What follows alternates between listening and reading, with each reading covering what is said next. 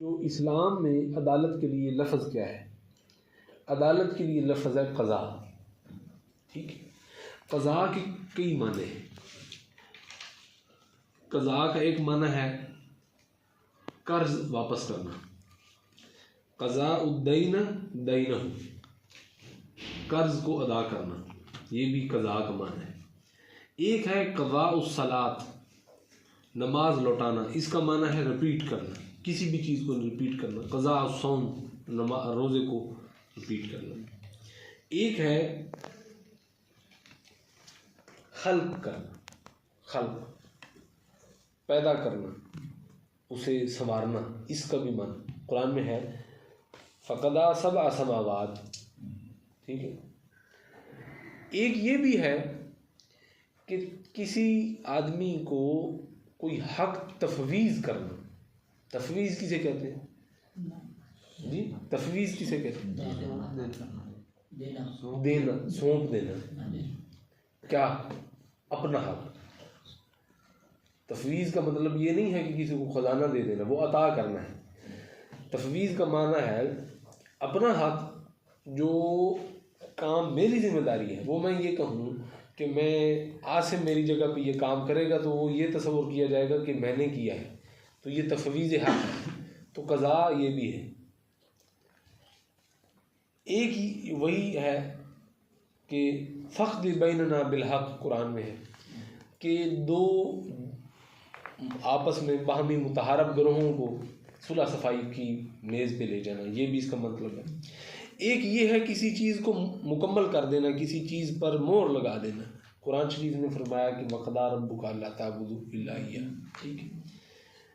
और उसमें एक ये भी है कि वादा पूरा करना, वक़दा मूसल अजल है जी। ठीक है। और एक ये है कि फ़क़्द मा अंत क़ाद, कुरान शरीफ में ये है वो माना जिसमें हम अदालती निज़ाम को लेते हैं। ये वो क़ज़ा है, ये वो माना है। यानी इसके जितने भी माने हैं, रिपीट करना, कर्ज अदा करना, खल्क़ करना, तफवीज़ करना, नज़ा को हल करना, ये सारे क़ज़ाउल इस्लामी का हिस्सा हैं। किसी न किसी शोबे में ये मानी इस्तेमाल होते हैं। उसके बाद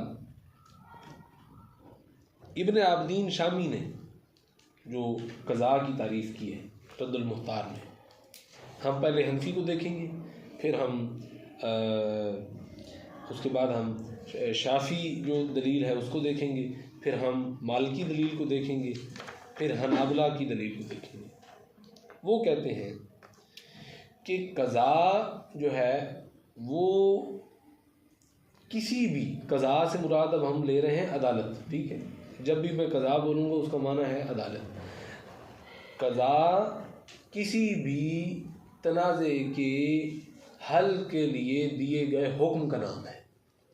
कोई भी तनाज़ा, कत्ल का तनाज़ा, चोरी का तनाज़ा, ज़मीन का तनाज़ा, लेन देन का तनाज़ा, तलाक़ का तनाज़ा, बच्चों की नस्ब व हज़ानत का तनाज़ा, ये तमाम तनाज़ात के हल का के अंदर हुक्म जारी करने का नाम क्या है जी? क़ज़ा। ठीक है जी। वो हुसैन साहब आ गए जी, ले आए, फिर पैसे दे देते हैं, होटल से ले लें।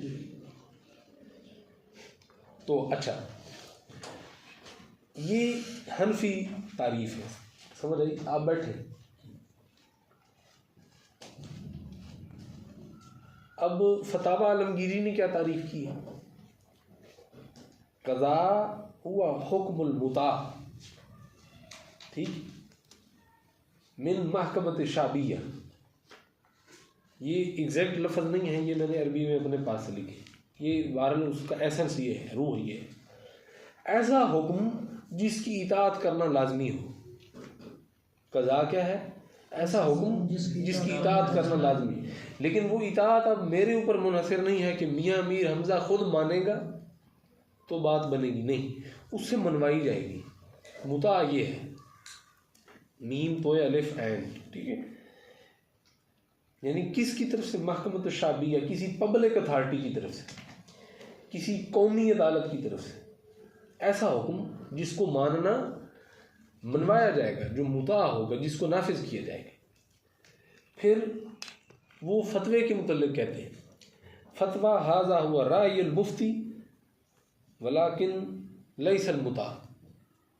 फतवे, मुफ्ती के फतवे और काजी के फ़ैसले में फ़र्क ये है कि काजी का फ़ैसला मनवाया जाएगा, नाफिज किया जाएगा, उसको इन्फोर्स कर दिया जाएगा, और जो मुफ्ती का है फतवा, उसको अगर मान लिया जाए तो वो बंदे की मर्ज़ी है, अगर समझ में आ जाए, और अगर ना भी माना जाए तो उस पर कोई, यानी उसको हुकूमत नाफिज नहीं कर सकती, किसी फतवे को हुकूमत नाफिज नहीं कर सकती।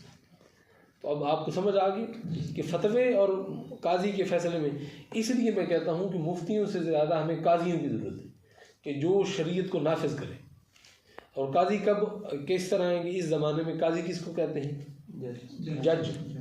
जज को काजी कहते हैं। तो ऐसे लोग जो इस्लामी कानून पढ़े हुए हों, फ़िक़े इस्लामी में दर्क रखते हों, वो जज बनेंगे तो वो इस्लामी कानून को नाफिज करेंगे। अभी हम चूँकि ये तारीफ़ात पे हैं, अब हम अभी आगे नहीं गए, अभी बहुत हम पिछले स्टेज पे हैं।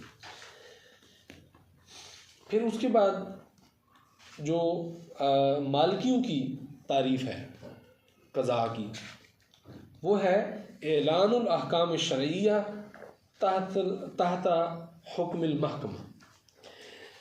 अदालत के ज़रिए शरीयत के अहकामात का ऐलान, ये मालिकियों की तारीफ़ है। समझ गए?